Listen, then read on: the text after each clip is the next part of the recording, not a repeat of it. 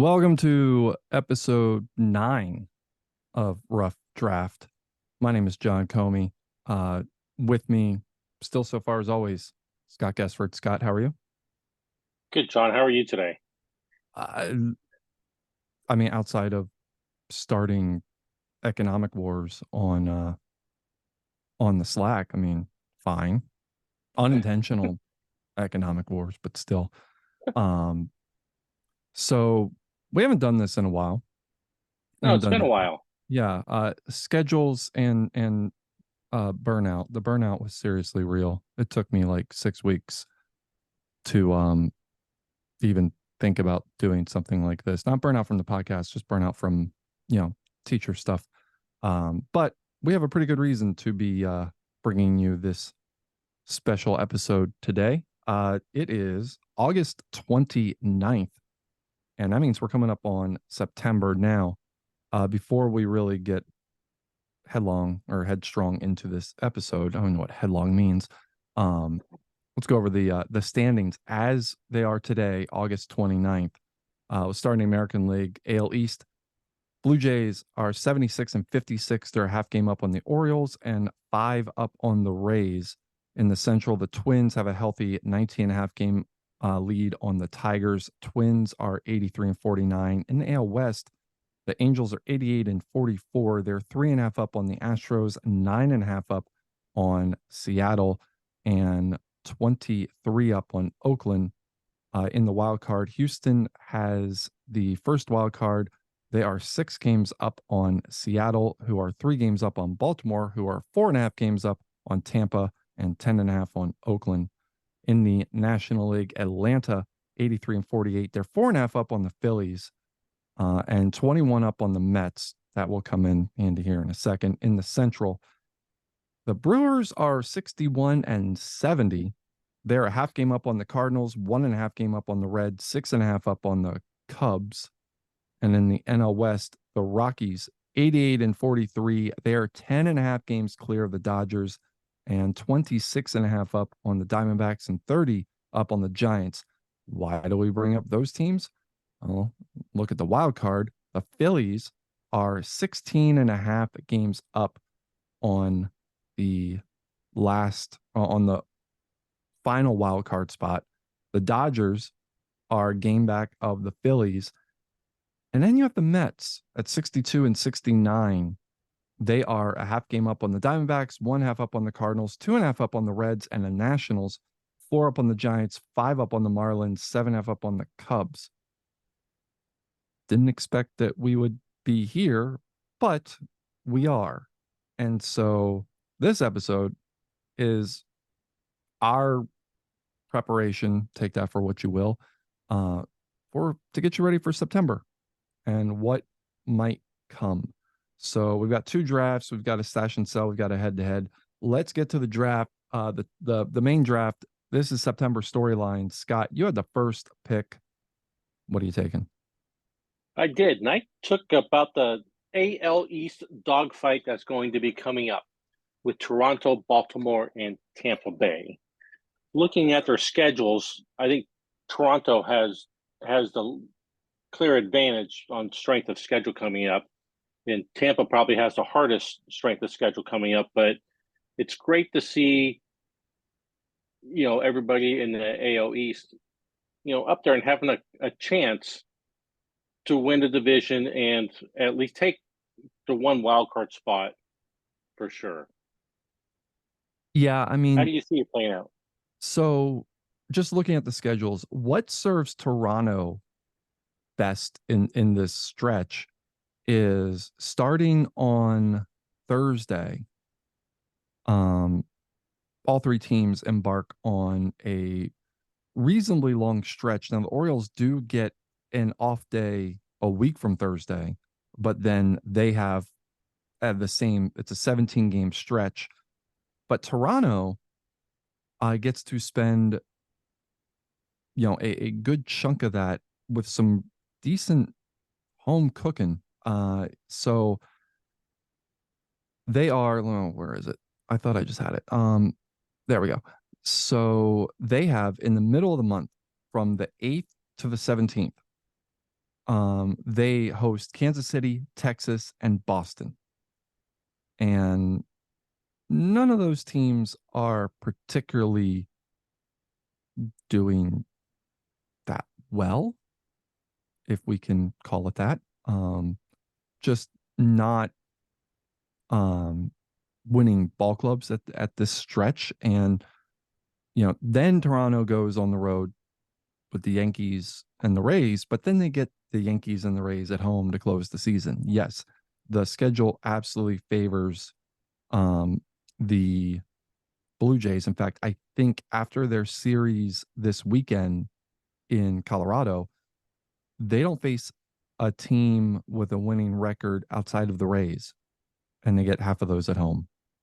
So, yeah, I think it definitely does benefit the Jays here. Um, you know, one question will be if the Orioles have been scuffling in August, playing barely 500 ball. They've also got some, I don't know, they've got youth and age. Like I'm thinking of Evan Longoria, who's Right. rebounded really nicely. I should say from having an April in which he was the worst hitter in the league, bar none. You would think 234, 393, 380 is not a good year. Um, he was hitting under 100 after April. He was hitting 097. He was 6 for 62 and then hit 230 in May. So to even get to where he is, I mean, that's got to hand it to him. He has really turned it around. Um, do you think do you think there's even a conversation where the Rays have a chance at this? And two, if so, can the Orioles hold them off? Looking at both Baltimore and Tampa's schedule, I mean, it gets brutal for stretches. For instance, for Tampa Bay, starting on the 7th of September, they get a 4-game series against Seattle and Tampa, and then they go to Minnesota for 3 and Baltimore for 4 before getting a day off, and then 3 at home against the Angels, 3 more against Toronto. That's a pretty brutal stretch for Tampa to try to overcome. Not saying it's not doable, but that's a tough schedule. I know Baltimore has the same type of thing in the middle of the month too. We pull up September. You know, starting on Friday, they get a 3-game set at Arizona, a 3-game set at the Angels before having a day off, and then going 3 at Boston, 3 at St. Louis, who I guess is still in the NL Central and NL wild card race, but who isn't right now? And then they get 4 against Tampa and 3 at Houston. Toronto doesn't have that difficult. I mean, compared to Baltimore and Toronto or Tampa, they don't Yeah, have a hard stretch. no, and the one thing Toronto has, uh, they have the pitching. They're um they have one of the best staffs in the league in just across the board. Even if their FIP is high at eighth, they're consistently in the top quarter of things of stats pitching wise. Their offense does scuffle.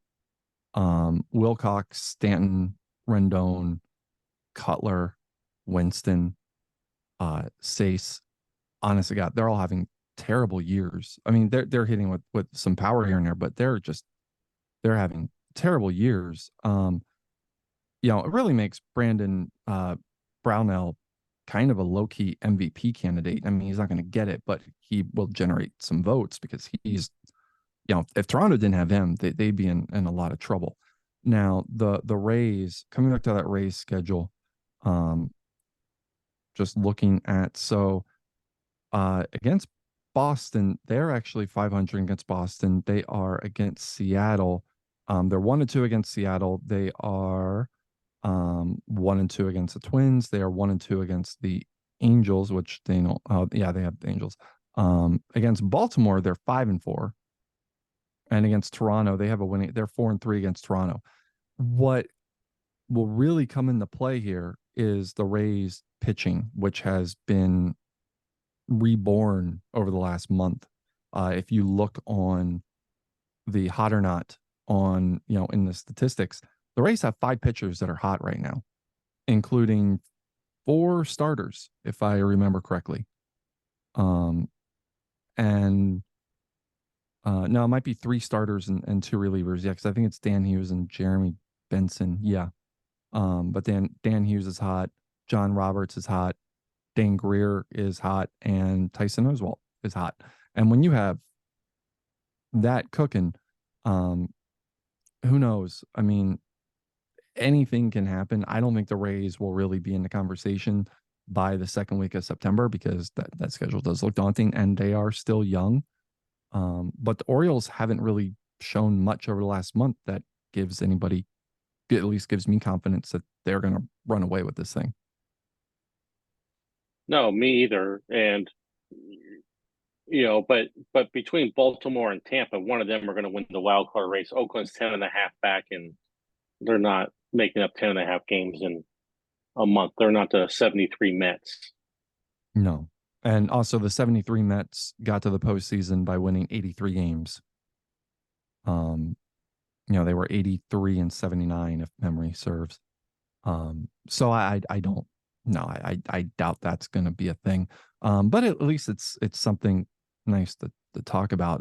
Is there anything else you wanted to mention with because you had the first round pick?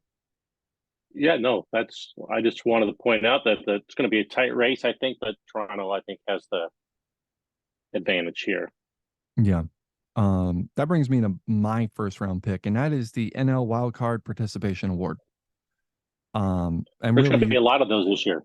you could say that with the Central too, but we'll get to that later. So, as alluded to before, the Mets are 62-69, and they hold the third wild card spot. I think it's a safe bet that the third wild card in the NL will have a losing record this year. I don't see the Mets making up 7 games in the month of September, and they have a pretty difficult schedule themselves. And I don't think the Diamondbacks or the Reds will do it either. And so this is just, I mean, obviously, like, it makes for a lot of fun. There can be fun in mediocrity when it's like this, when you have a whole cavalcade of stuff that are 5 games within the final wild card spot. Who out of these, what was it, 1, 2, 3, 4, out of these 7 teams, I guess I count the Cubs into, they're 7.5, who knows, who do you like in this final month? That is a tough question. I've just been looking at schedules, and I like Arizona, and I actually like the Giants' schedules. I think they can both be competitive in here, and I think Arizona has the best overall team, but with their injuries and not getting like Otani back for a while, or he's probably out for the whole year. You know, uh, Mutulela, he's out for another month, and so is Manning.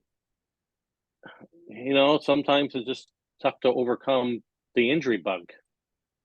And there's no way I see the third wildcard team getting anywhere near 81-81. For instance, the Mets No, would have to go 19-12 to finish up at 500. just looking at the Giants, they'd have to go 24 and whatever they have left to get to 82 wins. Now, Yeah. I'm gonna highlight the Giants here, at least, for one, obviously they've really done well to get back in this thing, even though oddly enough, so they've been playing 500 ball all year except in May when they were 9-20. That was it. They're actually 11-13 in August. What they do have is they have the best bullpen in the league. Their ERA is 2.75. Their starting pitcher ERA, that's seventh in the league, and they're starting two rookies now. Colin Harrell and Christian Graham are both up. Graham's having a pretty decent start to the year. He went 5 innings, gave up 6 hits, 3 runs. Did take an L last night to Cincinnati, but his whip's at 1.3 for a rookie. That's not bad, especially somebody who's come up mid-year. Harrell, his whip's at 1.5, but the Giants definitely seem to be in that, like, if we can get to the fifth, maybe even the fourth inning with a lead, we will try and just play inning at a time and shut this thing down. And that, to me, you said you like their schedule. I mean, I'm not sure I like 7 games against Colorado and another 7 against the Dodgers, and then a 2-game stretch with Arizona. I'm not sure I like that. But they do get a bunch with the Padres. I could see the Giants sticking around to the end. I'm not sure I buy the Mets. Oh, and the one thing against the Giants is they have the worst offense maybe of all time. Like, their offense is just pitiful. The Mets, I don't understand the Mets. Mackenzie Gore has been great. Manny Sachs has been pretty good. Again, for a rookie or close to a rookie, he's in his second year. 1.44 whip is, we always say 1.4 whip, you're not exactly doing all that well, but like Gore's doing well. Raditz has not been great as a starter, which kind of thought might be the case. Like, as a starter, he's 5-5 with 3.95 ERA, does have a 1.18 whip. But he does serve up a bunch of home runs. He's been just under league average with his ERA plus or at 99. Are any of these teams capable of getting hot? I don't know. I've just been trying to go through all their schedules right now, and it's like, there is no such thing as an easy win for any of these teams right now. I kind of want to be a homer and root for the Reds because I was the GM over there before I moved over to Oakland. But I just can't nail down any of these teams and think that they have a chance to either win a wild card or do anything in the playoffs. Well, I don't think anybody expects any of these teams to do anything in the playoffs, but just being there and facing the Rockies or the Braves, whichever one of those two is the I guess they wouldn't face the top seed right away. They would, I guess, whoever the 2 seed is out of those two teams, because I don't think the NL Central is going to get the 2 seed. So whichever gets the 2 seed out of the Braves and Rockies, right now be the Braves, would face one of these teams. I do like the Reds. I also like the Nationals. Yeah, I was going to say, I was just looking at their schedule. I don't know. I'm not sure why I like the Nationals. I think they were just happened to be the team I was looking at. Just the team name. The Reds, I think, could make some sort of run. They are 14-11 this month, and maybe that propels them. I don't know. But if the Reds get hot, they're going to win the Central. So, you could lump the Brewers in here too, because they're realistically a half game out of the wild card, if you want to think of it that way. Right. Yeah. But yeah, it's going to make for, at least it's making for meaningful baseball, which, I think I said it before, like 9 teams. I didn't say it here. I said in the Slack, there are 9 teams with winning records. And so having another 9 teams playing for a playoff spot that, if the Diamondbacks were healthy, they probably wouldn't have a chance at. Um, that's fun to me. Like that, I'm here for it. I am here for the haphazard, probably error-filled baseball that's about to come our way with all these teams, but I'm excited for it. One team to But actually if you look at is the Marlins. That's if with Baz and Hunter Johnson, um, that is a duo that could pitch a team to the postseason. And yeah, but they have a long stretch against the Dodgers, the Phillies, Milwaukee, Atlanta. well, I That like that you said I Milwaukee. The first thing you when you said Milwaukee, the first thing in my head was that Sesame Street song about like one of these things is not like the others, one of these things does not quite belong. Um, yeah. but they also get six with the Mets.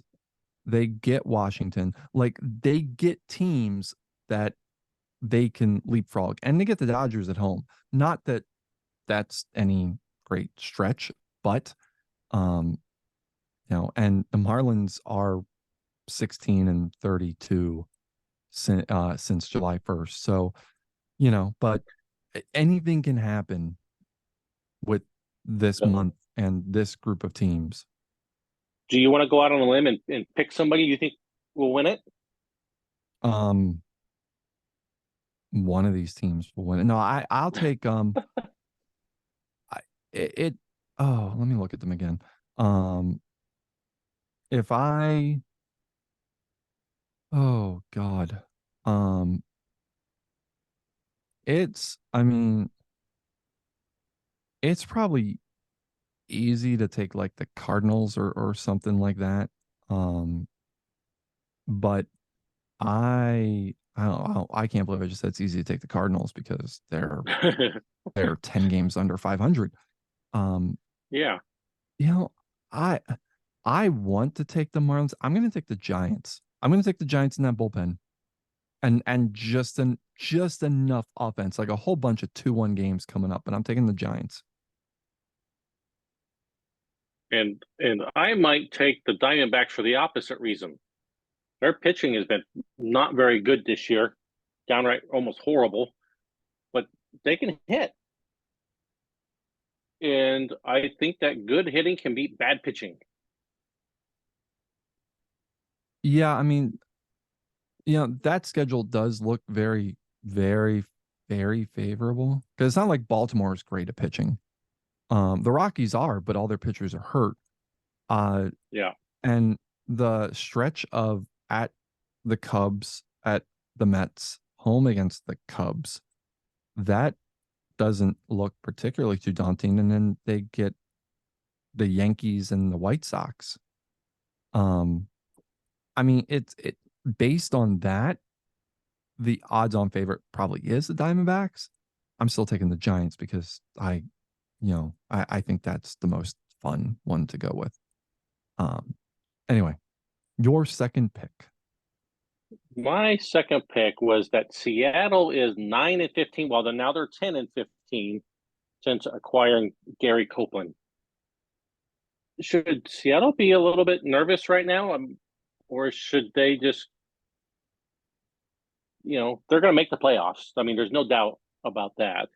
And there's a hope just to hopefully Copeland starts getting hot now and carries them into the playoffs, because I don't know if they're going to be able to re-sign Copeland. Um, I think they will. They're gonna have to move some pieces. I was talking with Kaiser about what he has to do. I mean, they have a very interesting scenario in their hands because they have um Copeland's a free agent at season's end. Ed Harris is a free agent at seasons. Nope, he has arbitration. I'm sorry. The other one, the catcher, Ed, what's his name? Um, crap, Ed Ed Palmer, Palmer. Ed Palmer is a free agent. he's an arbitration for one more year, Oh, he is. according Yeah. to Okay. the Okay. Yeah, you're Seattle's right. You're paycheck right. at But that, at 15.6 million though. yeah. Um. So Copeland's free agent. Carson Kelly's free agent, which that is, he's been a valuable player on this team. I could say that. Um, Dave Wilson has a player option. Jordan Walton has a player option.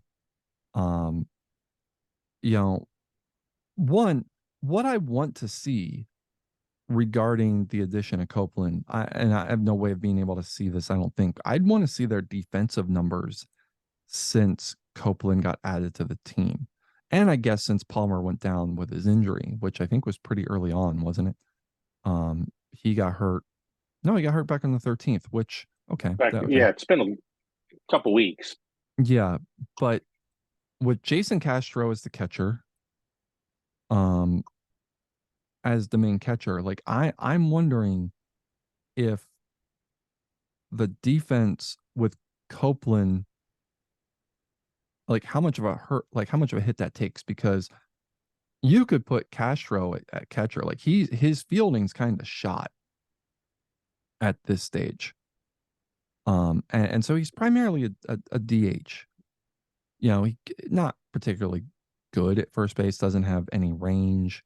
Um, he's just not a good fielder anymore. And you've had to put him in the field because Copeland can't play the field. Copeland can't do any of that. In fact, I'm No, wondering, they have put him there. They have put him there in 11 games. He got 2 errors. Um, negative 1.4 zone rating. And he that those are the only games he's played at first this whole year. He's only played 11 games total, because Minnesota knew better and didn't put him out there. But they have to because Palmer's hurt. So I really do wonder about Copeland's effect on the defense. Now, batting wise, he has started to pick it up. Last week he hit 400 with a 520 on base percentage. With Seattle, he's still not hitting great. But what is he up to now? He's up to 262, 394, 321, but still a 110 OPS plus. Like, I'm not really worried about that. I do wonder about the trickle effect or the ripple effect of what Copeland's lack of defense and Castro's age have on the rest of this team now.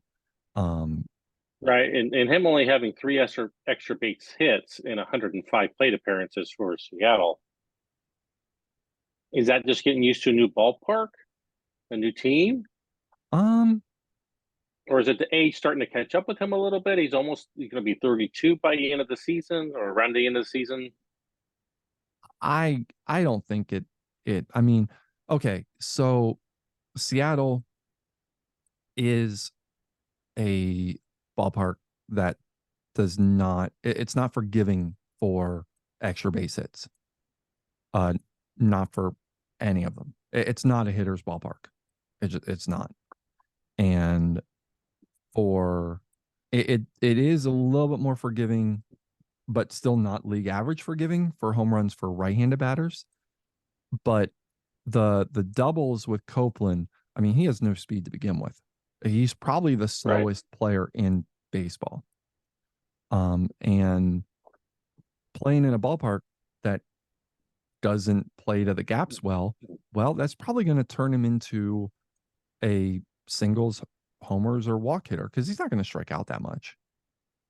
He's still going to get you the on base, but if he doesn't hit it out, he's as station to station as it gets.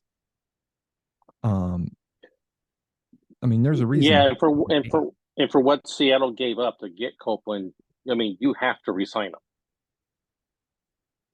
Oh yeah, that's just my own opinion, but you gave up 3, top prospects for him, and McKinley, who is actually probably performing better than Copeland is right now, but I know that'll change.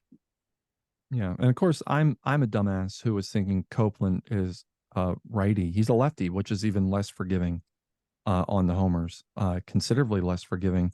I mean, he can overcome that. He has tons of power, but um, it's still the same thing where he does not run, period. Um, there's Manny Machado behind him who is not fleet of foot, and then there's Castro who cannot run either. Castro is probably bottom five in terms of running, and that's a lot of logjam on the base paths. If if Copeland gets on, I mean, you're probably not going to be hitting for extra base hits behind him, and so I'm wondering if that has some effect on the Mariners as well. I really I'm not sure. Um, And I don't think Seattle has anything to worry about. Copeland's going to be fine. They're going to go a long ways in the playoffs. I think they'll probably play against the Angels again in the championship, AL championship this um, year. well, you do you really think they'll go? I mean, they're what, the 5 seed? They be the 5 seed right now. So what? Yeah, So they would get the Blue Jays? No, they would get the Orioles. I think. No, no, they no, no, would no. get. They would get the Astros. Would they get the Astros? Who are number Uh, 4? yeah, because it would Two be two would play 6. 3 would play. no, Oh two would wait, play no, three. two Top teams. top two get by. So it'd be two. Three plays six. So it'd be 6, right 4 now. plays It 5. would be Well, you're right. um Blue Jays and Orioles and Astros and Mariners, and Astros would have home field. I'm not sure the Mariners could Oh, would get out of the first round in that scenario. Um, that's right. I for some reason I was thinking one by two. But you're right. It's two. Top two get yeah. buys. Also by that logic, and see, this is the kind of preparation and excellent baseball analysis that you should expect from the two of us, and especially from me after trying to get back into the. I'm not even in the school year yet. Like we still have a week, but just trying to get curriculum and syllabi and all that. Like yeah. Anyway, the 6 seed, the third wild card, would get the NL Central winner. So that I can't even comprehend what weird portal to some alternate dimension that would, like, how do you even sell that as like to a network? Like Well, I if don't know, but it's a lot easier to sell that than a National League wild card like I playing feel the like number 3 seed. no, that's what I mean. The NL wild card. Like if it's Mets Oh, yeah. Brewers, if it's Nets Brewers, do you put that on like NBA TV? Or maybe a Little League World Series. No, Little League World Series is excellent. Like No. don't be hating on that. Um so anyway, my second round pick, because we're Yes. going heaping amounts here. Um Colorado's pitching infirmary. They have 5 pitchers that are out for the season, 5 key pitchers that are out for the season. They have Manny Reyes, who um was excellent. I mean, he was very bit part last year, but he was pitching very well to start this year. He has been out since May. Ronald Durham, who pitched very well last year, was not pitching as great this year, but he's a horse, or I should say last year. He's been out all year. Um, they have Carlos Mateo, who really has pitched very well this year, much better than he has the past couple of years. He went down at the end of June. Alberto Vega, who actually I think I said it on the show, um, when he was traded, that probably wasn't going to be the best fit. He did go 6-4, but with a 4.78 ERA and a 1.26 WHIP and an ERA plus of 92, he kind of did exactly what I thought he would do. He gave up 16 home runs in Colorado as opposed to only 4 in New York. And I think that's what we both said, was that wasn't the fit. And but he's out. He's been out. He just went down, I should say, last week, and he's out for the rest of the season. But the big one is Brusdar Gratterall. who's been out since the trade deadline. He went down on July 31st. Chances are he's not going to be back maybe by the World Series, maybe if they get that far. But he was 10-2 with a 1.08 whip, a 137 ERA plus. He was an all-star this year, and for good reason. And the Rockies continue to have the best record in the National League, partly because they have the best offense in the National League, even with Atlanta in the picture. It's the Rockies. With all of these guys out, how do they get to the World Series? Their bullpen. They got to rely on their bullpen. They have the second best bullpen in the National League with a 2.90 ERA. I mean, if their starters can give them 5 or 6 innings and keep them relatively close within a run or two, their bullpen will probably shut down the other team. Well, and that is a thing, except they took their best setup man, Jim Lawrence, and put him in the rotation. And he probably has to be. Like, he's probably their second best starter. It could even be argued that he's their best starter. His only start so far, he pitched 6 innings, gave 5 hits, 1 run. It was not earned. Struck out 5, no walks in Baltimore. That was back on Sunday in a 6-1 win. It's his only start so far this year, but he's going to be needed. Even with them 10.5 up, the Rockies want home field throughout the possibly the rest of the way, because they've been in a battle with the Angels for the best record in baseball.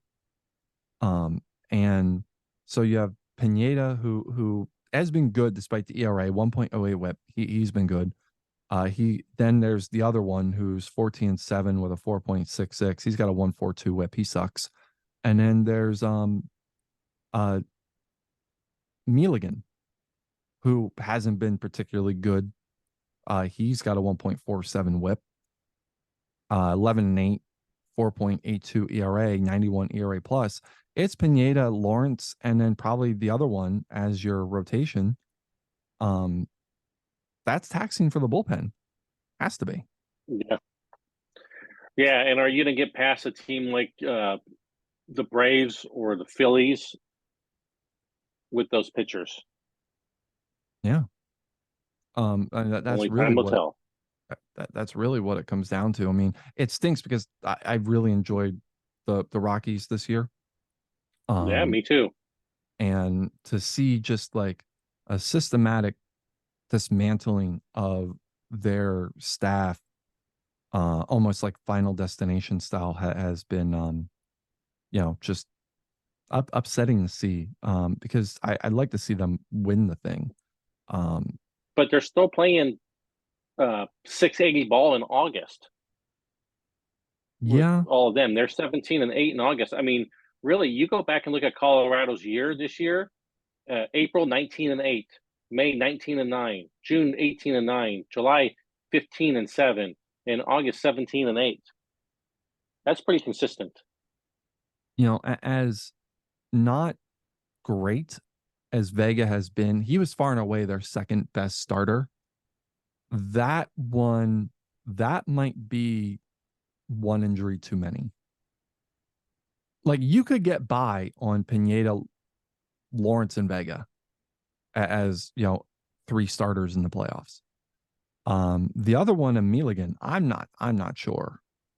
I don't think they have anybody to call up. Which, I mean, who knows? Maybe they do.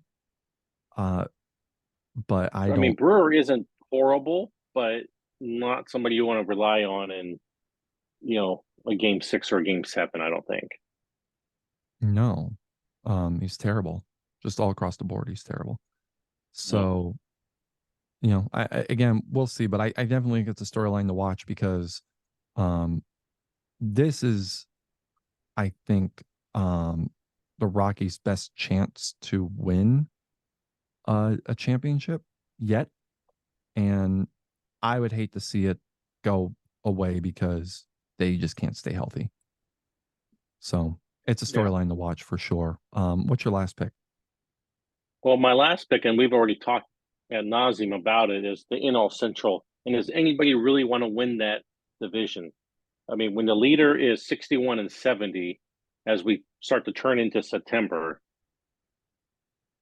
you know, three teams all have 61 wins. I mean, heck, the Pirates aren't even out of it at 50 and 81. They're 11 back. Yeah, and I think they all want to win it. Um, but it's just weird. Like it's just weird. Like the Brewers are the offensive team. They're also good at base running. They're second stolen bases and first in the base running metric. But I don't understand how terrible their pitching has been. I seriously cannot understand that at all. I really don't get it. Um, because they have tons of talent, but Yeah. they're pretty terrible. Like Pedro Cuevas is their best starter. You know, he's obviously he's their ace. He's got, you know, he's 15-6, but with a 4.06 ERA, a 1.22 whip, a 101 ERA plus. Like he's barely league average. Um, yeah, like I mean, Zach Greinke is toiling heavy innings for them. He's actually pitched well with a 112 ERA plus. The one thing I Yeah. do like that they've done is force Whitley in the rotation. I do like that they've done that. Um, you know, he's thrown 3 starts. But his as a starter, he's 1-0 with a 2.30 ERA in 15 innings. He's got a .70 whip. And that's pretty darn good. So, you know, maybe he's their bell cow going down the stretch because it sure as hell ain't Kyle Cody. Or Matuk. Yeah. Is that how you say it? I don't know. That's how I've always said it. Doesn't mean it's right. I just Yeah, I think I've always said it like McCutch. I don't know. McCutsy. Who yeah. knows? Yeah, he I hasn't just been didn't call good. it that because there's no H at the end. So yeah. Right. Um, but the Reds, I think, go the other, or not. The Cardinals go the other way. They're not great offensively, but they're a solid pitching team. And then the Reds are, you know, like we do both of them technically, and the Cubs are like we do both of them technically, just don't Yeah. do them as well. Um, yeah, I have no idea how you handicap this thing. I mean, I no idea. Um, I think if you close your eyes and throw a dart, you'd have just as good a chance as if you tried to handicap it. yeah, I'm kind of curious to see where this could be, where I would say, okay, this might be for the Braves, although, or not the Braves, the Brewers. They end with 6 at home against the Cardinals and the Cubs, and that's all well and good, except they're 31 and 34 at home. Yeah. I Yeah, what are they against? That is one thing to look up. Their record against the Cardinals. The record against the Cardinals are 2-4 against the Cardinals, which is important because they get the Cardinals 7 times in the final 2 weeks of the regular season. So maybe things swing toward the Cardinals. Um, I maybe. I mean, I think it comes down to matchups, and the Cardinals. You know, they've only played one game against the Padres so far. They've only played one. Are they in a series with them right now? Yeah, they are. That's why. Yes. Um, but against Pittsburgh, they're 8-2 against Pittsburgh. They are 4-3 against the Reds. Um, they're 1-2 against the Braves, but that's, you know, neither here nor there. Against the Phillies, they're 1-2. But really, it comes down to the Cardinals against the Brewers, who they've done well against, and then against the Pirates, they've done well against, and against the Reds, they've done well against, and they get to see those teams. more than any other down the stretch. So I guess I probably take the Cardinals here, which is funny because I wouldn't take them in the wild card, but I take them in the Central. Yeah, and you So might be right on both ends. yeah, I mean, I could be right and oh so wrong, like because this just feels wrong. Um, Yeah. but it's also like I said before, crazy fun. There's it's chaos, and I really enjoy it. My last pick. So we've talked about all the playoff stuff. My last pick is about the not playoff stuff. So September call ups are right around the corner, and it's possible.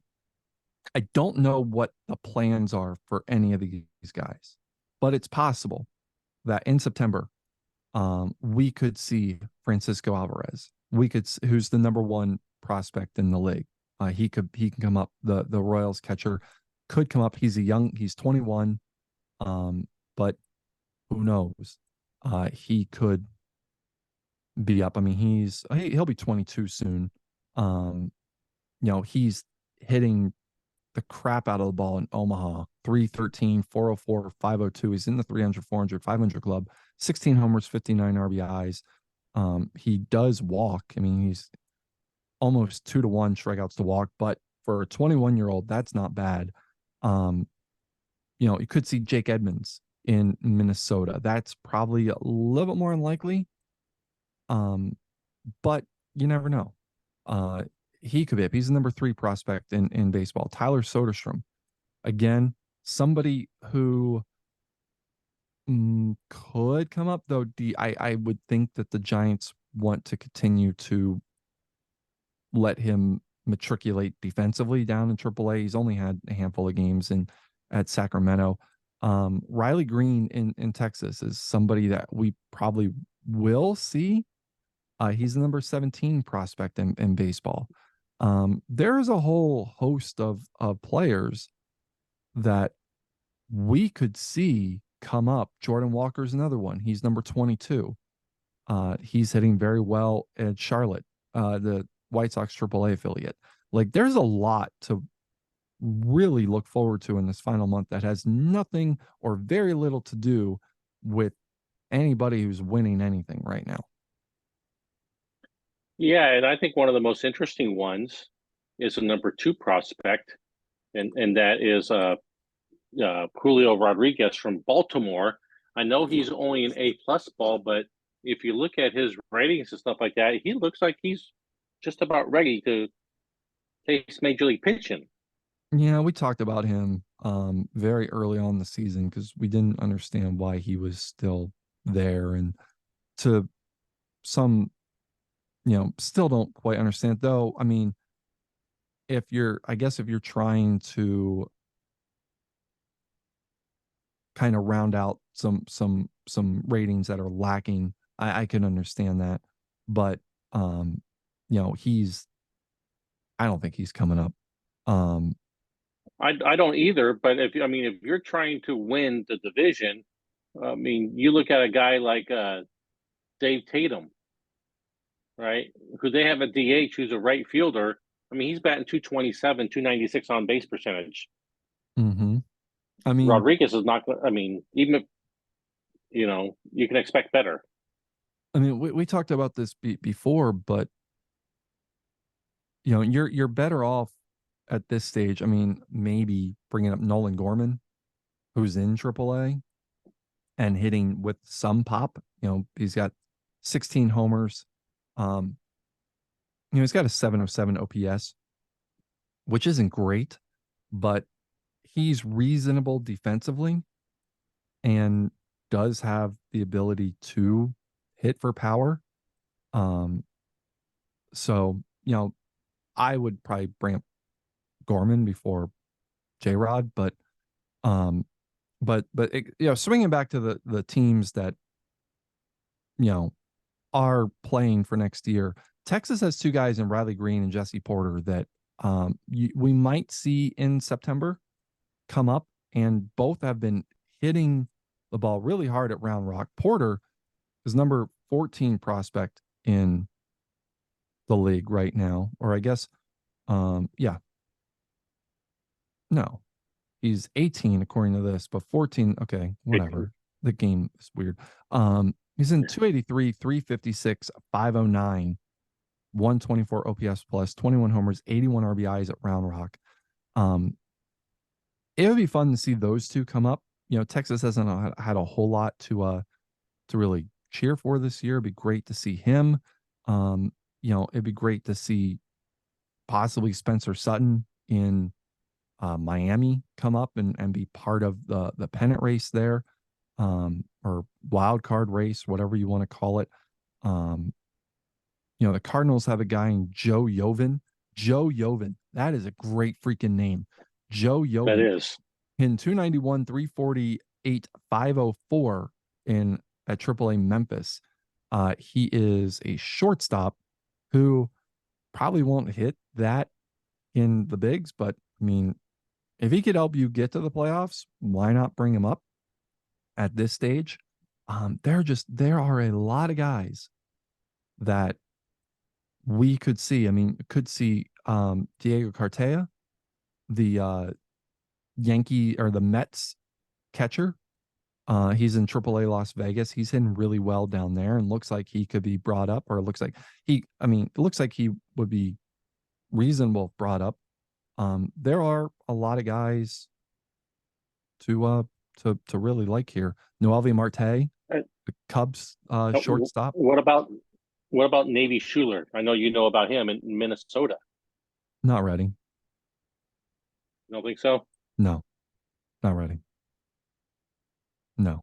It's his first year. All right, he played um a little bit in AAA last year. But he's not pitched well in AAA this year at any stop. His whip, um, his lowest whip was 1.42 at Tacoma with the Mariners. Um, he's not ready. He probably will be by the All-Star break next year. He's not ready now. Kenny Funkhauser's ready. Yeah. With the Royals, I mean, he's somebody to bring up. Yeah, his whip has stunk too, which is, but he was up with the Royals before and stunk. I mean, at this stage, you probably just want to bring him up and just let him throw, like, just get him some innings. But Daniel Espino could be somebody who comes up for the Reds. Flamethrower with in AAA Louisville. 3-1, 3.25 ERA, 1.25 whip, but an ERA plus of 118, 76 strikeouts in 51 innings. He is the number 20 prospect in baseball. He could be somebody who we see. Jonathan Stanton with the Dodgers. Probably not somebody we'll see, but you never know. He's going to be 23 soon. There's a lot to look forward to with rosters expanding. There's a lot of players that could enjoy watching as some teams start playing out the string. Is there anybody else on this list that you have excitement for? No, not really. I mean, you've touched on a No. whole bunch of them. I'll throw out one more. Cole You know, Kendall. Cole Kendall, first baseman, Minnesota. He's hitting 345, 440, 452 and at Rochester in AAA. He's not good defensively. He's terrible defensively. He's another Copeland, but like an inverse Copeland where he has no home run power, but he can run. And it would be interesting to see him come up and watch the locals try to make the comparison to Copeland. That would be fantastic. So yes, it would be. yeah. Why don't we get to our stash sell, then we'll get to the second draft. Who are you stashing this week? Uh, Jake Edmonds from Minnesota. I think that he was the the key piece coming back to Minnesota for Copeland, and I just think he is going to have a long career and a very good career. So I'm stashing him for next year, and I can see him being their center fielder as they let Why I'm drawing a blank on their center fielder's name right Mariano now. Gonzalez. Yes, as he becomes a free agent, and you can let him walk and not pay him the big bucks. Bring it Edmonds to take his place. So here, so when we did this before, you would stash people based on fantasy and the next Yeah, week. And I was one stashing people long term. I don't think I Hmm. know you anymore. I'm Now trying to keep you guessing. you're like, let me put people on my dynasty squad. Um, There you go. yeah, I mean, I would love to see Edmonds up. Uh, at least while they have the big lead, while they have the Yeah, big lead, they should at the very least get him up and get him some at bats. Um, whether or not they do that, I don't know, but I might as well. Um, because you're probably not going to get the 1 seed, but no, you're also not going to lose the number 2 seed, I don't think. So I, for me, I might want to see what I have there, but you know, I but yeah. Um I'm stashing an old friend, Hunter Johnson, starting pitcher with the Miami Marlins. So he just came off the DL or the IL. And he had 2 starts before he got hurt and was 1-0 with a .63 ERA and a .63 whip. It's really hard to have the whip and ERA match up. And his ERA plus was 629. He was 629% better than the league average in those 2 starts. Miami might be working well from granted, ultimate small sample size, but he gets a chance at some retribution tonight because he's going to start at home against the Rays, who come in for 2 games. And oh, okay. so he gets them. And then uh they get who is it? Washington, I think. Yeah, it's so yeah, 2, 3, 4, 5. So yeah, he would start again on Sunday against Washington.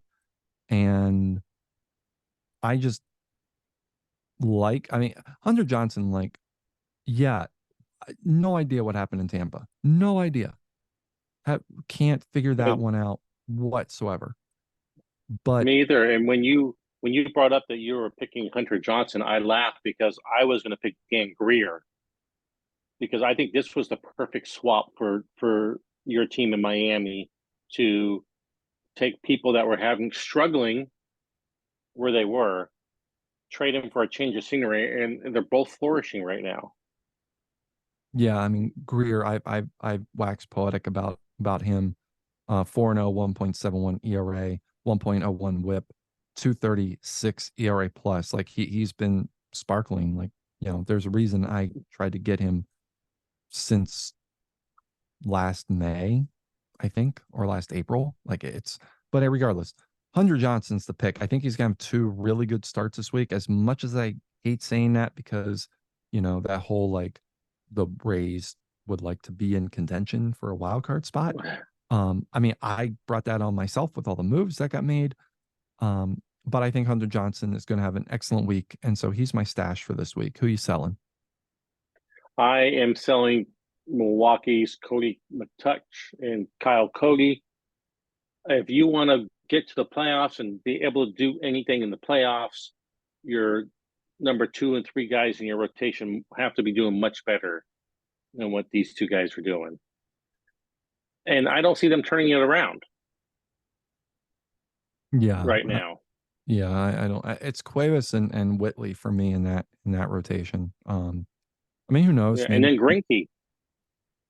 yeah. But I'm saying that it's those 2 that are going to doing the thing. Like Greinke, I mean, he's going to give you what he gives you, which is uneven, consistently inconsistent.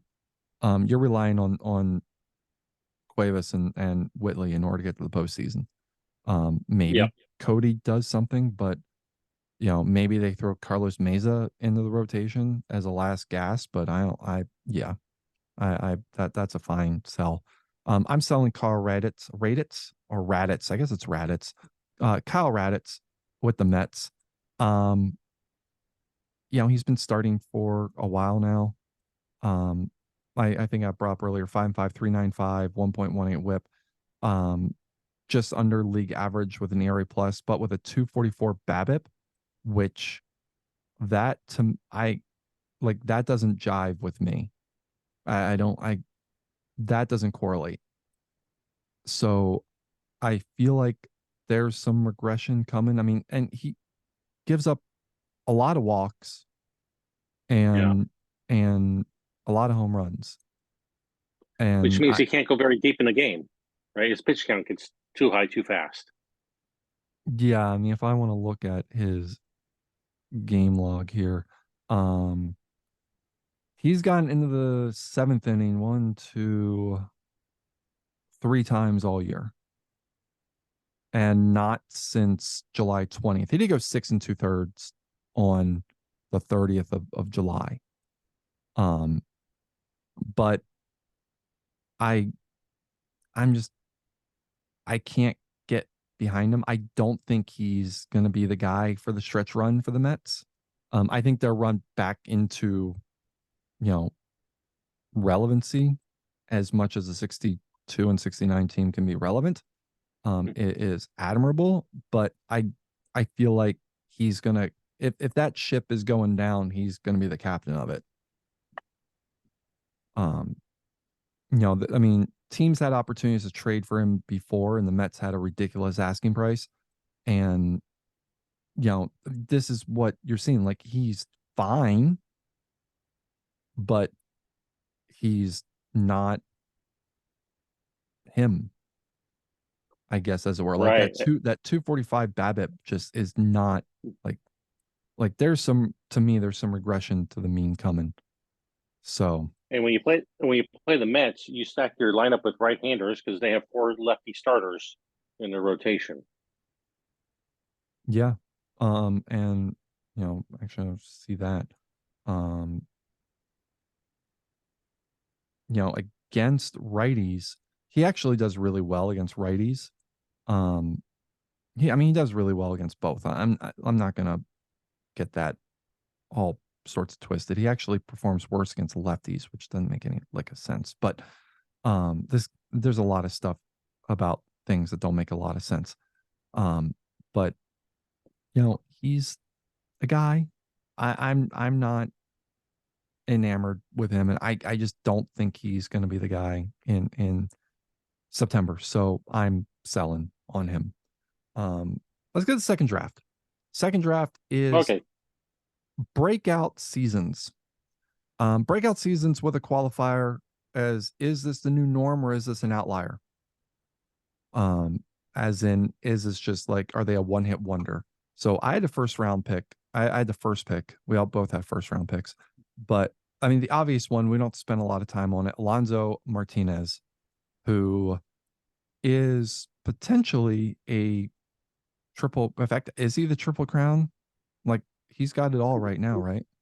Yeah, pretty handily too. Yeah, he's actually winning the major league triple crown. Forget the National League. 21 point batting average lead on Elliot Jenkins, 9 home run lead on Miguel Velasquez, and a 16 RBI lead on Brian Hennessy. He's the only hitter with an a slugging percentage over 600, and he's bordering on 700. He's 699, and also the only player with an OPS over 1,000, and he's at 1.115. He's got a 2-WAR lead over second place, which is Martin Lopez of Minnesota. He's had a season for the ages, and just the other reason why he's my first round pick. His highest WAR before this was 4.6 in 2020, which he did for Cincinnati and Colorado. His WAR now is 9.3. He has more than doubled his WAR with a month to go. And last year was his first year with an OPS above 800. And now all of a sudden he's got an OPS at 1.115. That's absurd. That is beyond breakout. It's not even a contract year. He's got 2 years left. Anything you want to say about Martinez before we play the norm or outlier game? No, I had the privilege of trading him to Colorado when I was with Cincinnati. I'll just leave it at that. Oh, really? Who did you get for him? Let me see. Let me see. Don't tell me. I want to look. Let's see. Nate Pearson, Ed Brown, and Cameron Jones. So Ed Brown is 26 and is a quad A player. No. And where's the other one? Cam Jones is a closer who's in AAA. He's 22. Could be a guy. Except he's in Cleveland now. Could be a guy for Cleveland. He was part of the Rod Swift deal, which means he was also traded. The hell? He was traded all over the place. You traded him twice, didn't you? You traded him I don't know twice. if I did it. You traded Did him I trade him twice. the second time? Yeah, because he was in Oakland. Yeah. He got traded from the Reds to the A's and then traded to the Braves in the Colby Allard deal last year. You hate this guy so much you traded him twice. Or I'm stupid enough to trade him twice. One of the two. Well, he has I'll wayward let people be the control. judge of that. He's got wayward control. I don't know. So Martinez is The person I 29. really, the What's person I that? really traded him for was Nate Pearson. Was the guy who I liked a lot when I made the trade. And you liked him so much you went to Oakland. You just left him Yeah, in Cincinnati. I left him in Cincinnati. I tried to get him for the last 3 years, but I haven't had luck yet. Yeah. So Now you're just somebody that he used to know. Yeah. that's right. Yeah. Okay, so Martinez, 29 years old. His career high in home runs. I mean, he's gone 20 home runs in 2021, 34 last year, 41 this year. Like he's been on a steady climb. Do you think is this the new norm for Martinez or is this an outlier?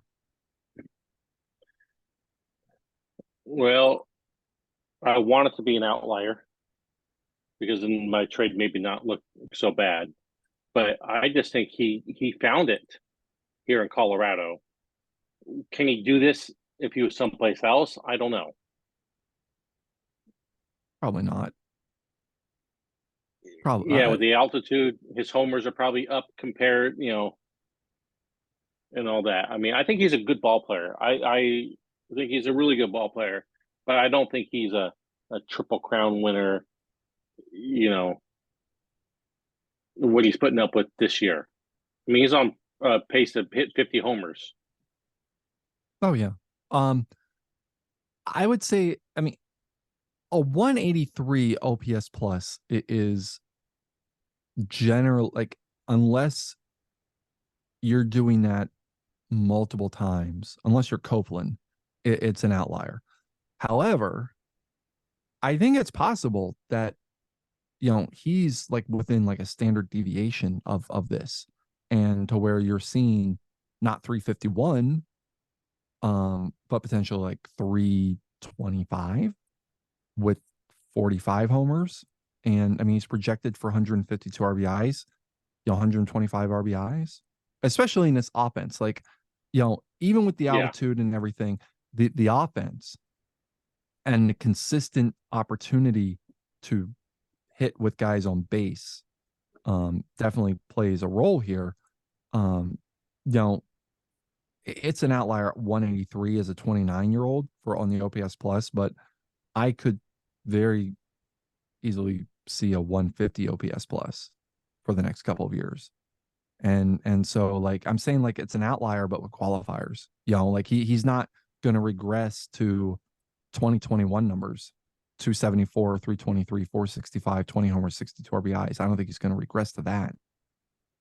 And that's not horrible. No, no, it's not this, but it's not No. bad. So, who's your first pick? My first round pick was Elliot Jenkins from Tampa Bay. Uh, he's been good. He was good in Seattle, but he just found it here in Tampa his first year there. He's batting 330 with a 375 on base percentage, a 159 OPS plus, 21 homers. I didn't look 36 steals, so you Yeah, know, 36 steals, and he could be. he's gotten better with the steals. He was getting caught a lot early in the year. He still leads the league in caught steals with 15, but he's been more consistent with that lately, for sure. Yeah, and he's young, and Tampa Bay's young, so they're all going to grow together. So I think this is a new norm for Jenkins. I hope it is. I mean, he is exactly what I hoped he would be. The power has been better than anticipated. Not the gap power. Gap power, like he should be among the league leaders in doubles and triples every year with his speed. The homers um has been much better than anticipated. Um, his career high before this was 15, if I remember correctly. Um, I'm hoping it's a new norm, and he has the talent to do it. Um, Mm-hmm. I think that's the thing is like I actually feel like there's another gear with him in terms of the hit tool. I could see it where he hits above 350. I can really see that because I can too. he's so fast. And because he has excellent gap power, like he's somebody who could get over 350, have an OPS over 1,000 at some point in his career. Hopefully it's in Tampa. But I do think there's another gear with him. Just a matter of what that looks like. And if hopefully he stays healthy. So yeah, I'm glad he's on that list. My second round pick might be, it's got to be one of the most interesting stories in the league this year. Orlando Garcia. He is a reliever for Arizona. 30-year-old, you know, he's had flashes in the past. When he came up, he was a starter. He came up with the Rockies. He was 14-7 with a 4.81 ERA his rookie year back in 2016. Did go 16-6 with a 3.19 ERA in 2018. And then he just fell off a cliff. He just disappeared, and he was terrible. Like it seemed like he was pitching his way out of the league this year. He was with the Cubs to start the year, and he pitched in 5 games. He started one of them, 11 hits in 8 innings, 9 earned runs allowed, 1.50 WHIP, an ERA of 10.12. He got traded back in April to the Diamondbacks in a trade for stuff. Carson Beck was in that trade. It's the only name I recognize. And since then, and this is a guy who's never really put it together as a reliever. He did maybe one season with the Yankees. He was decent. But it was in a very small sample size. With the Diamondbacks, he is 5-3 with 11 saves, a 1.34 ERA, 71 strikeouts against 21 hits in 40 and a third innings. He has an ERA plus of 3.22 for crying out loud. He has a 2.1 WAR, which is his highest since 2018. And so this is a breakout because he couldn't relieve. He was not a good relief pitcher. I'm not sure what led him to relieving. He stopped being good as a starter. And so I guess that's what did it, but he was not a good reliever. And now he comes and does this out of nowhere. 15.8 K9 rate, which is insane for a guy who was basically getting run out of the league. Like he was halfway decent with the White Sox a year ago, but it was a 1.33 whip. It wasn't 0.89. I just saw that and was like, holy crap, like this has to be a guy. Like there was a couple other guys I could pick. But the Vulture is my pick for the second round. And I feel like this is a true And I think, outlier, total outlier season. yeah, yeah, me too. I think he's a great pick here. If you look on his page, he wants to be in the starting rotation still Yeah. Okay, after all these maybe. years. So but yeah, that's a good pick, and he's really turned it around in Arizona. Maybe he likes the heat. Maybe. I mean, but I don't see this. I mean, relievers do have a bit of a tendency to age reasonably well, so maybe. Um, but I'll be hard pressed to see him do this well again. What's your second pick? My second pick was and Hines might have a heart attack over this, but it's Dave Bland, the Giants closer. He's found it this year. He's 2-2 with 28 saves and a 1.32 ERA, 54 innings, 33 hits, 12 walks, 78 strikeouts, a 0.82 WHIP, 12.8 strikeouts per nine, and an ERA plus of 301 with a 2.5 raw WAR. I'm sorry, as a reliever. Those are hard to come by. Yeah, and looking at his whip, he had a 0.58 whip in April, a 1.06 whip in May, a 0.87 whip in June, a 0.41 whip in July, and a 0.81 in August. He has been consistently excellent. It's his third season. He's 25. Like he's really the definition of breakout. Um, Garcia, it's a breakout as a reliever, but he has done it on this stage before. Bland is a true breakout. He's already got a higher WAR at 2.5 than he had all of last season, which is 2.1. He was reasonably good last year. This year Yeah, he's is good. otherworldly. He's an all-star for the first time this year. He looks like he could be the best closer in the game before too long. And Yep. so is this norm or is this outlier? Is he closer to this or is he closer to 2022, which was 3-6, 33 saves, 3.21 ERA, 1.32 whip, 116 ERA plus, or is he closer to this? I think he's closer to this myself. But if he was like halfway in between, I think Hines would take that every year. Yeah, I think, 2.5 ERA, you know. I mean, there is like one thing at play here.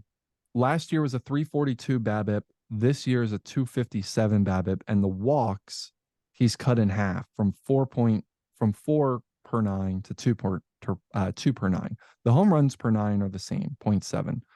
The K9 rate is about the same. It's in the 12s. It's a little higher this year, but the BABIP is the thing that gives me pause.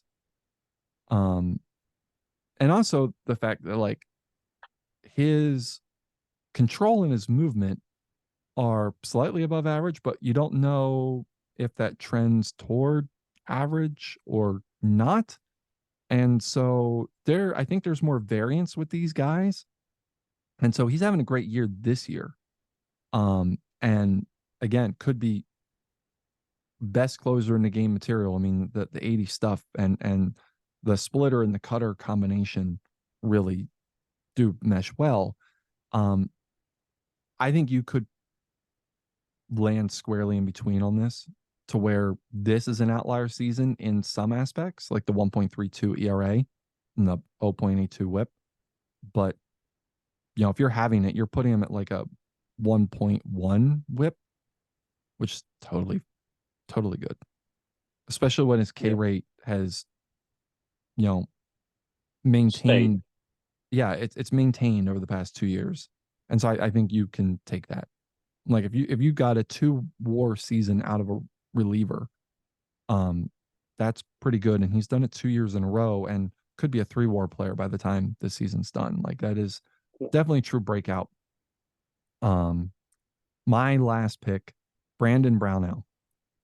So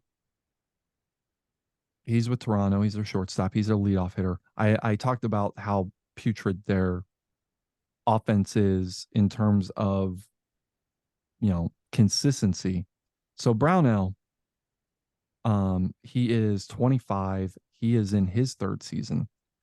Last year, you could say was a breakout. 293, 347, 445, 114 OPS plus, 4.6 WAR, league leading 45 doubles, 17 homers, 71 RBIs. You could look at that and say, I mean, that's his breakout. How could he not be? Um, well, this year he's hitting 291, 364, 526, 146 OPS plus, 5.5 WAR, 22 homers, 73 RBIs, 27 steals, 32 doubles, 7 triples, the only one last year. He has graduated. Like last year was like the surface level breakout. This is where he becomes a superstar, where he's arguably in the conversation for best shortstop in the game. And, he's got excellent speed. He plays 3 positions really well. Um, he he's got it all. And where last year he was good, he was also buried behind some star talent. He is the star this year on this Toronto Blue Jays team. He Yeah. is their best player, and it's not even close. Like I said, he's an Yeah. MVP. Nope. He's their MVP. Yeah. Yeah. I would probably put him maybe third. I'd have to look at that. I mean, depends on what you think about Elliot Jenkins. Um, I would take the best player on a division winner over somebody on a team who didn't make the playoffs. As good as Jenkins has been, and he may lead the league and lead the American League and batting average and a couple other categories. I would take Brownell as an MVP candidate over Jenkins any day with their resumes and their context. Rays make the Well, bringing playoffs, up maybe it's a the different discussion, but right, but bringing up the MVP thing, I mean, where's Gary Copeland fall within that this year with his? I don't want to say struggle so far with Seattle, but not playing as well in Seattle yet. um, I don't think Copeland was the MVP of his own team. Like when he was in Minnesota, I mean, I think that was Martin Lopez. Hmm. Like Mart Lopez to me is the MVP. Um, I don't even know if that's. I mean, I don't know how firm I want to be in that because Brian Hennessy's had an excellent year, but Right. Lopez, I mean, he's a um 1.5 WAR above second place, which is Miguel Leon, and Hennessy's got a 3.4 WAR. Copeland, where is Copeland? Copeland is not even on here. Um, his WAR is at 5. Yeah, like Copeland to me is not the MVP of his own team. Copeland, Well, and I think go ahead. go ahead, finish your thought. I was gonna say Copeland's on base, which is like his calling card, is a 413. Lopez is at 407. They're the only 2 players in the league who have OBPs above 400, and Lopez has a slugging percentage that leads the league. Yeah, and I think we see that Rocky he couldn't sign both of them. Probably re-sign Lopez and Copeland, and so by Lopez has more trading value. Copeland and restocking, right? I He's think so. younger. He plays the field. Yeah, he's a 5-tool player. He's absolutely a 5-tool player, whereas Copeland has a Hall of Fame hit tool, um, but a archetype that doesn't particularly age well. He already runs um, like a 60-year-old who, can't run to begin with, and he can't play the field. I might be able to outrun it. I might be able to outrun him, and I've had 2 back surgeries. Well, there So you go. Um, but yeah, like Copeland doesn't factor in the MVP conversation whatsoever to me. Um, not this year, no. no, but Brownell, I mean, Lopez is the favorite, Mm-hmm. and he's probably getting that regardless. I can see an argument where Brownell's second. I could see that. I could see him being second. Leon, there's an argument there. Jose Gonzalez, there's definitely an argument there. Um, but Hennessy, there's an argument there. as bad as Toronto's offense has been individually, he has carried that team. Like Houston, um, they're a solid offense and they have multiple guys who are doing well. Like, yeah, Fernando Tatis is hitting like garbage. Like, I mean, he's hitting for power, but he's inconsistent 226. Bregman's hitting well. Fowler's hitting all right. Like,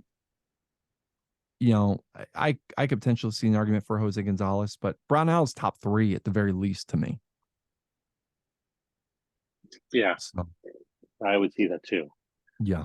But All my right. final pick in this was maybe a bit of a homer pick, but it's Victor Mejia from the A's, the Homer. closer. Yeah, I know. But he's 7-1 this year with 24 saves and a 0.57 ERA, 47 innings pitched, 57 strikeouts, a 0.87 whip, 10.9 strikeouts per 9, and an ERA plus of 703. Yeah, I Last mean, year, after I traded for him, he had a 5 ERA in the last few months of the year. yeah, I mean, this is where man, it's like the Garcia pick that I took. You can say that he has done it before. I mean, he did have a lights out 2019, 6-4, 37 saves, 2.37 ERA, 108 strikeouts in 87 innings, 67 hits, 172 ERA plus, and a 3.5 WAR as opposed to 1.9 this year. 703 ERA plus is really difficult to eclipse. And, even where he was solid with Boston last year in his 34 games, 2.54 ERA, 1.24 whip, 170 ERA plus. This is one unexpected. This this Yeah, might be the ultimate outlier season. It, yeah. I mean, I don't really know what else to say about it. Um, it's I'm not sure I can go so far as say it's a breakout just because of what he did in Boston. But when he put up a 5 ERA last year and really just did not look good, um, I don't think you could have expected this. I'm actually kind of curious what kind of leash you had on him to start the year. I didn't have any leash. I just put him in a closer's role and say, you go for it. Well, okay. Um, so he has a team option for next year that I'm sure you're going to take. Um, Yes. and so I guess the question is, how much regression do you think there will be? The big key stat here is the BABIP, which is 236, and the walks per 9, which is 2.9, which is considerably lower than at any stage in his career. In fact, he's never had walk rate, walk per nine under 4.3 in his career ever. Well, he had a 4.1. He had a 4.1 with Toronto in 2016. Not that that's much better.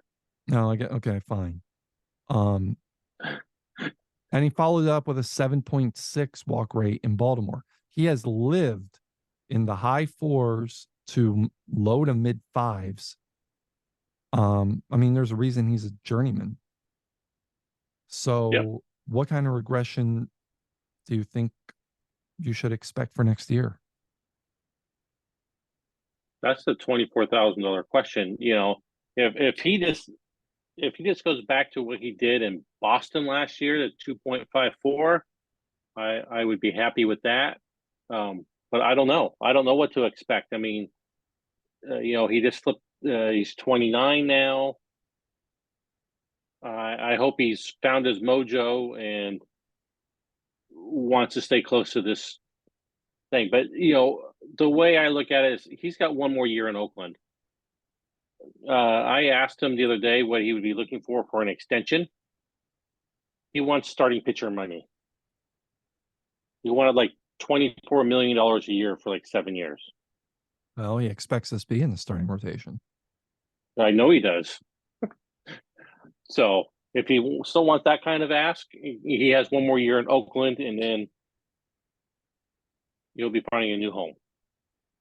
Yeah, I mean, it's something to want it, but when you can't do it, which he has a track record of not being able to be a starting pitcher in this league, that's something else entirely. Still though, an amazing season from him. Let's wrap up Yeah. this supersized episode with head to head. I don't remember the overall record. I know you're winning, but I don't remember what it is. But because You haven't read above it on the sheet, oh so yeah, there it is. So you're 17-8. I'm 12-13. well, So that was before last time, right? oh yeah, so now you are 18-11, and I am 14-15. Good. Okay. So I guess I chopped into it a little bit. So Yeah. here are the over-unders for this week. First things first, series of the week, Chicago at Cincinnati, Friday through Sunday. It was kind of hard to pick a series involving any of the teams in the wild card, but this one seemed to be the most appealing. Who are you taking and why? I took Cincinnati. Only I think Cincinnati's a better team. I don't even remember where the series is being played at. Let me It's look. in Cincinnati. In Cincinnati. Okay. That's probably why I chose Cincinnati. I like the Reds, but you know, no more than they're playing at home, and I think they're overall a little bit better of a team than the Cubs right now. I took the Reds because well, there's really only one statistic to look at here. Cincinnati 39-27 at home. The Cubs 20-46 on the road. That's it. That's all there is. I took the Cubs.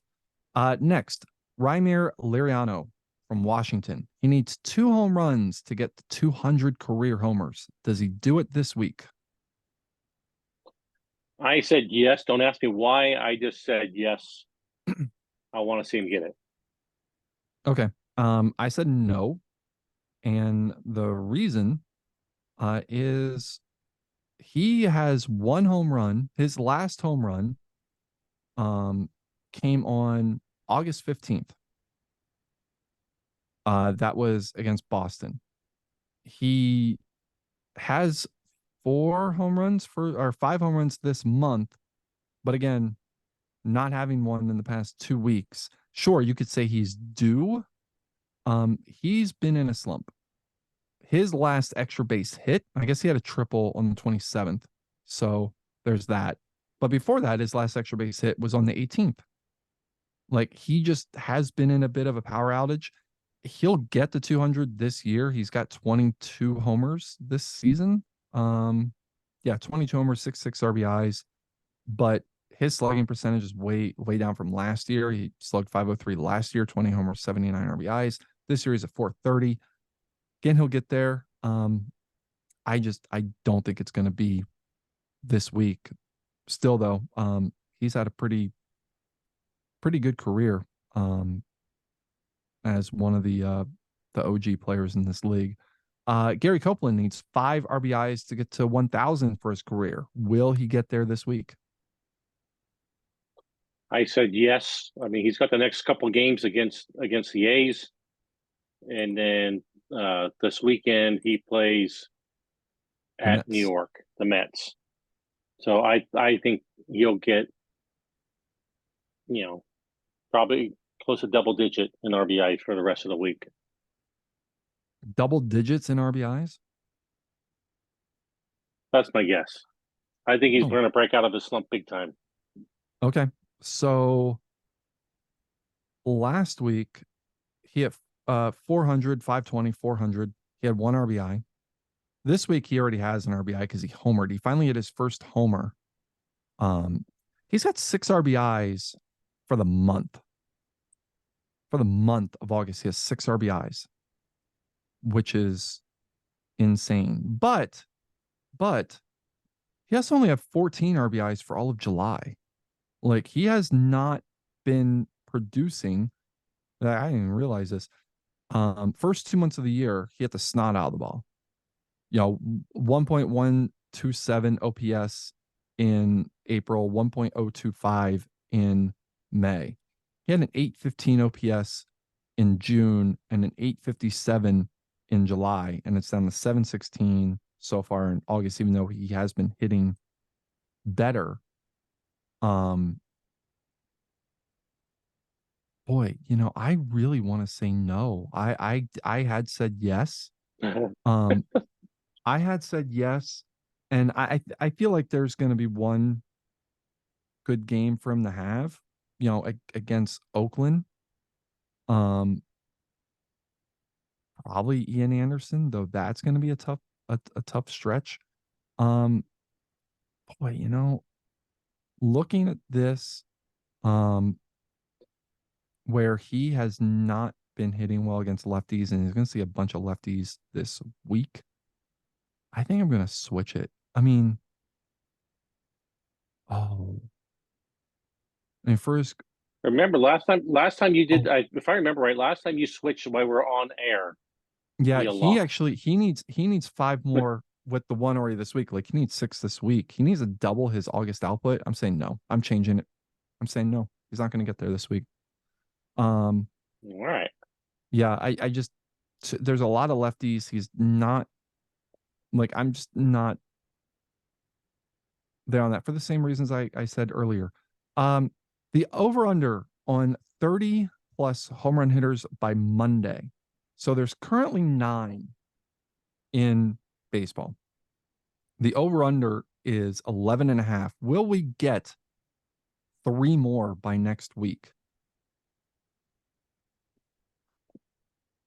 I said yes. I, we're gonna get two or three, All right. So and I'm here are the primary candidates. Miguel Leon is at 29. Caleb Cowart is at 28. Martin Lopez at 28, as is Juan Soto. Jordan Alvarez at 27, as is Cam Gundy. Rafael Castillo is at 26, as is Sawyer Cleveland, Jose Gonzalez, Ryobi Kamita, Nomar Mazara, Nick Prado, and Spencer Torkelson. So I took everybody, and if you want to add the 25 guys, you got Eloy Jimenez and Framil Reyes at 25. So which out of that list, what 3 will get you to 30? I think Leon gets there. I think Lopez gets there, and I don't remember all the other guys you said, but one other person will get there. Okay. Yeah, Leon's hot and he's a 29. I feel like that's going to be a thing. He is in August he's hit 5 homers this month. I think it's not a stretch that he doesn't get another one. And then Lopez I think will get there. And if I really want to stretch it, I'm going to take Cam Gundy who needs 3 to get there, but I'm gonna pick him. I just really like Cam Gundy. I'm a big Cam Gundy fan. Um, it's very possible it's Soto or Coert can get there as well, but I'm gonna take those three to do it. But yeah, I took over as well. All right. Well, even Castillo from the Reds has a chance. I mean, when he gets hot, he just hits bomb after bomb after bomb. So, Yeah, that's all he hits. That's all Castillo hits. yeah, Yeah. So he's capable of it, but we'll see. He needs four to do it. Um, and he's got four this month after only two in July. So, he did have eight in June, so he is capable of doing it. Just at 172 for the month hitting wise and a 270 on base. He's got to break out of a slump in order to do it, but we'll see. yeah. So any final words from all the words that we have said tonight? Do you have any final ones? I do not. I just hope people will listen to the whole hour and 45 minutes that we went on this time. We haven't done this in what, 2 months? Close Yeah, to but that. we also have So, to act. We have to try and encapsulate September as much as possible because it's a big month. Big month needs a big yep, episode. Yeah. exactly. Yeah, we'll try and get more bite-sized episodes as the season winds down because there will be a lot to talk about. But we'll try and rein ourselves in. I guess probably be more than you, but because I need to. But yeah, it's been fun. Um, so yeah, I guess that will do it for episode 9 of Rough Draft. For Scott, this is Comey. Thanks for listening. Have a wonderful whenever it is, wherever you are.